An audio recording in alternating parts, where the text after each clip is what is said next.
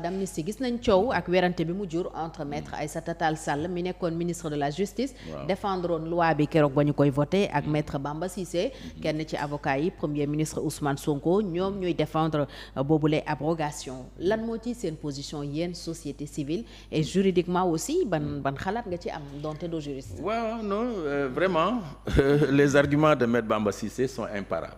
Ok. Voilà, c'est des arguments scientifiques simplement. wane ne l'argument de la non rétroactivité ça ne tient pas. Oui. L'argument des droits acquis ça ne tient pas également. Okay. Sur le plan pénal yooyu yëpp wane na ko très clairement hein. Il a dit que loolu si droit administratif effectivement et il a dit les cas où encore les cas limités spécifiques où ça peut prévaloir. Voilà, de même aussi pour la rétroactivité etc. Donc vraiment je pense que yooyu yëpp ça ne tient pas et que donc cette loi d'amnistie pourra être abrogée purement et simplement. Okay. Voilà.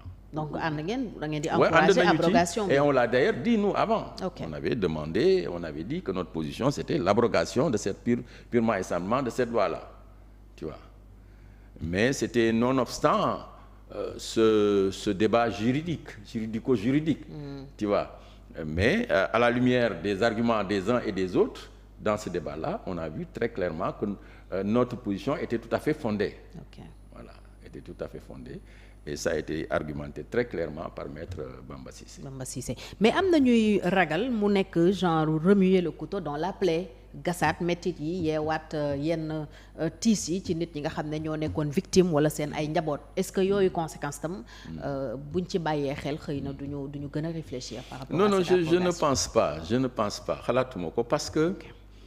Au contraire li garaaw li nga xam ne moo gën a garaaw mooy ñu bàyyi noonu rek mbir mi mel ne dara xewul woon sous prétexte que bu ñu kilee dañuy yeewaat fitna dañuy remuer le couteau dans la plaie et cetera tu vois loolu li muy indi mooy impunité lay saxal ci réew mi loolu baaxul te dafay mel ne dañu àtte ñàkkal ñi nga xam ne ñoom dañu ñàkk seen alal ci mbir mi ñii ñàkk seeni doom ci mbir mi ñii ñàkk seen jëkkër ci mbir mi ñii ñàkk seen liggéey ci mbir mi ñii ñàkk seen bakkan simplement voyez entre 70 et 100 morts encore 80, on ne sait pas puisqu'il n'y a pas d'enquête peut-être que les enquêtes si les enquêtes sont ouvertes ça pourra révéler contre toute attente des chiffres yoo xam ne dina bett ñëpp ah tu vois donc il faut que su réew mi ñu am habitude bu yu mel noonu xewee ñu topp ko ba mu leer nañ alors moo taxoon ma wax la dernière fois ne la loolu waruñu ko def de façon isolée dañ ko war a boole ci cadre loo xam ne dañu koy tuddee ci cadre mécanisme boo xam ne dañu koy tuddee vérité justice et réconciliation. Parce que loolu bi mu amee garaaw na garaawaay boo xam ne bii dafa indi xaajaloo ci réew mi dafa indi xaajaloo boobu nag des koy faj également waaye xaajaloo boo ko bëggee faj il faut que nga indi vérité bi ñu xam fan la dëgg gi féete bu ñu xamee la vérité alors li nga xam ne kenn mënu ko noppiwaale noonu nës-nësal il faut que mu dem justice ndax yoon état de droit la ñuy tuddee suñu réew justice wax ci li mu ci xalaat bu ñu paree ci loolu xam nañu dëgg gi yoon prononcé na wu na n'est-ce pas xam nañu ku def xam nañu ku deful ku nekk xam na li la yoon teg ak li la yoon may su boobaa nag lay xol yi mën a féex pour que ñu mën a jubóole nit ñi pour réew mi mën a tàbbi ci beneen ère génn ci crise politique bi mu nekk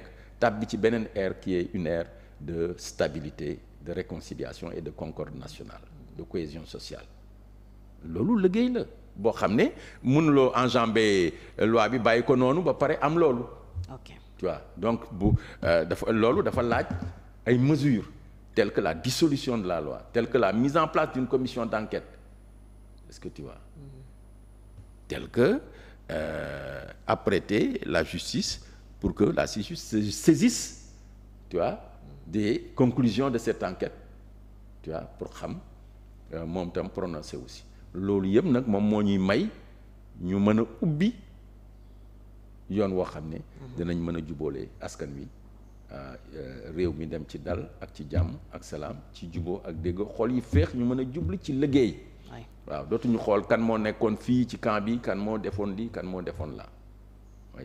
Certainement il y aura des sanctions pour ñu fi nekkoon su fekkente ni prouvé nañu que ne. Ah oui.